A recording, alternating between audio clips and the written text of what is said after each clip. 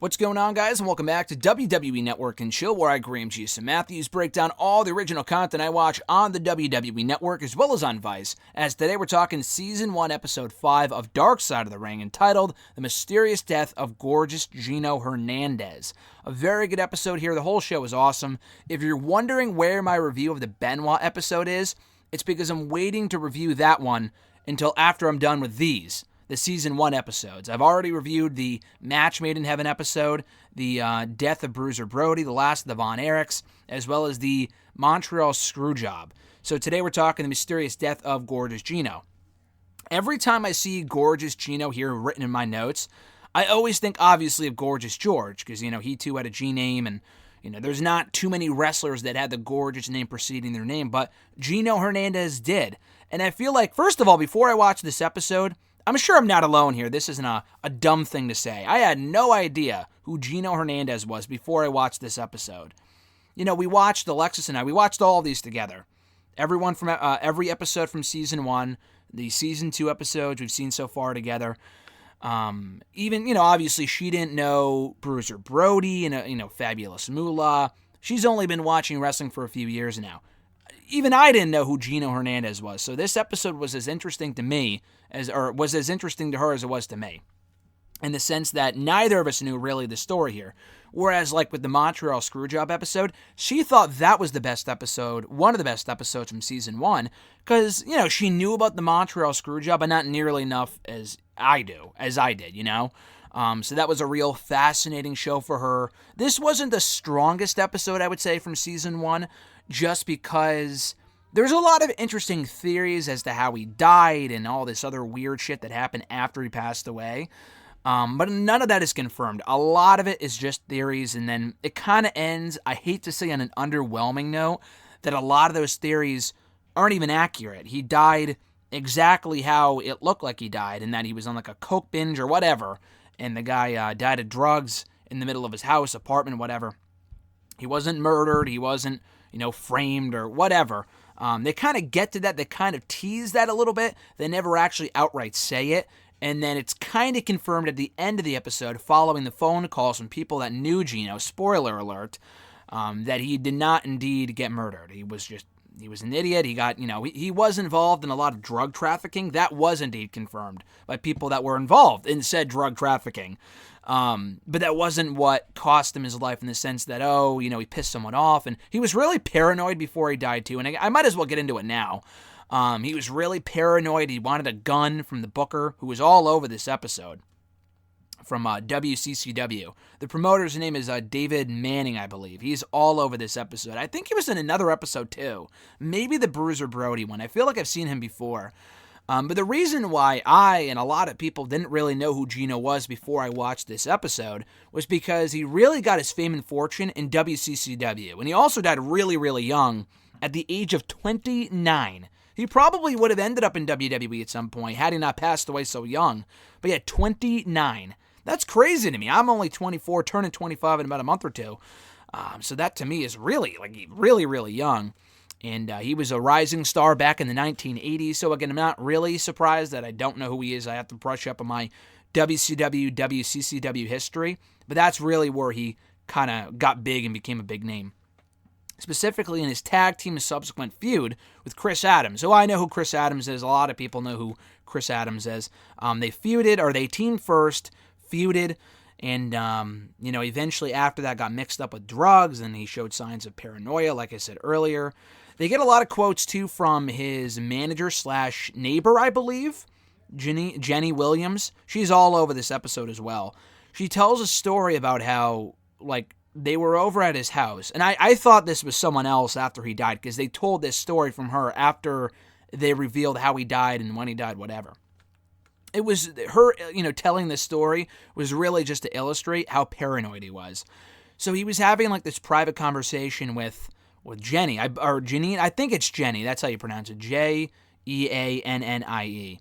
They're having this conversation, and he says, no, don't say anything else, because he got really paranoid that people were either in the room with him or were just simply listening in. So what he did was he turned on the water in the room that they were in, and he left it running to the point where it overflowed the sink, and it started to, pour all over the place. So like a normal human being, Williams went over to the sink. She went to go turn it off, and he said, absolutely not, leave it on. And she realized that he had a gun on him. She was like, what the fuck? Like, this guy's psychotic, They talk about how he always felt like he was being watched. He always felt like he was being watched, and a big part of that was because he did a major amount of cocaine, like a disgusting amount of cocaine, probably because, again, he was involved in the drug trafficking, so he could get it relatively easily. They tell another story from the promoter, David Manning, like I mentioned earlier, that I guess one day Hernandez was like driving home or something. And this is the story that Hernandez told Manning, that he was driving home one day and he saw someone in his rear view window. How fucking creepy is that? And not in his rear view window, in his rear view mirror. And he looked up and he saw someone in the back of his car. So he freaked out and he pulled over, and the guy ran out, and he had like a gun in his hand or a knife in his hand. He was about to kill Gino, and the guy ran out of the car. That sounds completely... I mean, I get anything can happen, but it sounds kind of creepy. It sounds kind of crazy. But the weird thing about this story, according to Manning, was that Gino, when he was telling this story, believed every word of what he was saying. Like it actually happened, although there was never any proof that this happened. That's nuts. That's nuts. So on the day of his death, I wrote here murder, but he wasn't actually murdered, that we later found out. What his mom had said, and we hear from his mom a lot. And I think it's his mom, because they show the woman a lot in the episode, and then when we see her at the end of the episode, she looks 10 years older. And I think she must have been really young when she had him, because he died in the 80s, I believe. And she was like, I don't know, 40-something, maybe early 50s. She was like 50. Alexis and I did the math. She was like 15 years old when she had him, or something like that. They were really close in age. It's pretty insane, because now if he was still alive, he would be like 50s, early 60s. And she's still alive, and she's very much cognizant and all this other stuff, so she must have been very young when she had him. But anyway, she talks about how he religiously, locked his doors. He was always really, really paranoid. But the deadbolt on the day of his death was unlocked. So that doesn't really make much sense.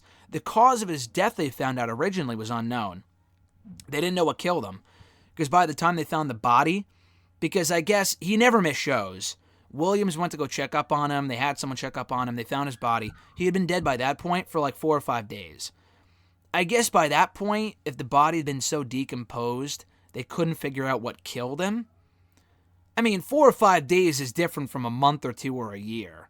So, I mean, how decomposed are we talking here? I know nothing about dead bodies, but I'm like, that sounds a little fishy to me for some reason. Like, wouldn't you be able to tell if he had like a gunshot in him or a stab wound, or there was any, form of like there was, a struggle there before he passed away? It was pretty obvious. All the drugs that he had in the room, that he had in his house, were gone. So he did them all, and that was probably what killed him. But then they tell all these other stories about how this guy named John Royal, this guy's named, he was named John Royal. He was supposedly a friend of Gino Hernandez. He told the mom, and I guess his sister was there too, and she witnessed this whole thing. John Royal, the guy's name was, told the mom, hey, I'll pay for the funeral, but he owes me money. So it was one of those like, holy shit, I feel like they're going to take my life now because my son owed them money, so they're coming after me next. Really weird thing. They talked to John Royal later on the phone after he had been in jail for like a long time. He actually just got out of prison right before they called him, apparently.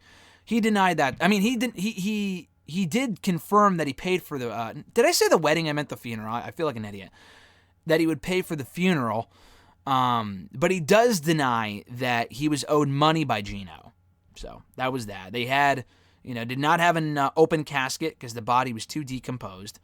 And another weird thing about the whole, the death of Gino was that the autopsy said that he was Mexican and that he was uncircumcised. Now, why is that, relevant? I guess because he wasn't uncircumcised and he wasn't Mexican. He was born in the U.S. Yeah, his last name was Hernandez. Maybe that's a simple mistake, but that's not really something you mix up. That's not really something you get wrong, even if the body is decomposed.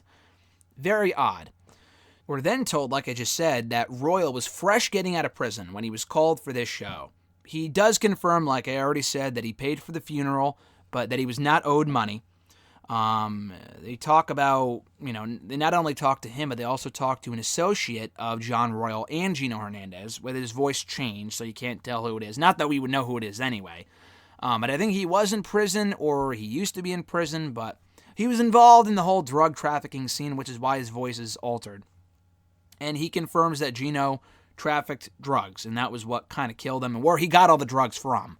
Not that anyone else killed him, but, he died because of his own negligence, and, he overdosed and whatever. He said that the only reason why, because I guess the mom had been worried all these years that someone was coming after her, and that she was worried that someone killed her son, blah, blah, blah.